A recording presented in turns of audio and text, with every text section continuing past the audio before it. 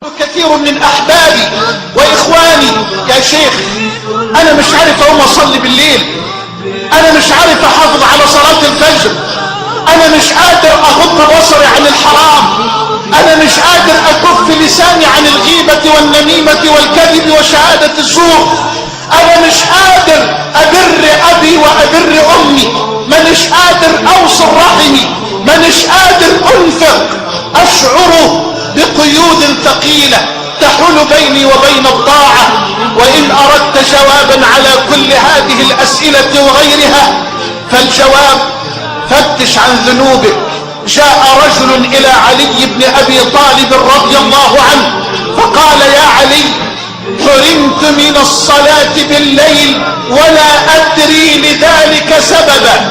فقال له علي أنت رجل قد قيدتك ذنوبك، أنت رجل قد قيدتك ذنوبك، يا من حرمت من البكاء من خشية الله، يا من حرمت من البكاء من خشية الله، يا من حرمت لذة الأنس بالله، يا من حرمت لذة المناجاة في الخلوة، يا من حرمت من صلاة الفجر في جماعة، يا من حرمت من الطاعة.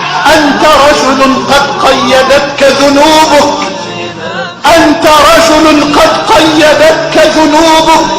رأيت الذنوب تميت القلوب، رأيت الذنوب تميت القلوب، وقد يورث الذل إدمانها. من ذل الذنوب والمعاصي. رأيت الذنوب تميت القلوب وقد يورث الذل إدمانها، وترك الذنوب حياة القلوب، وخير لنفسك عصيانها. وخير لنفسك عصيانها.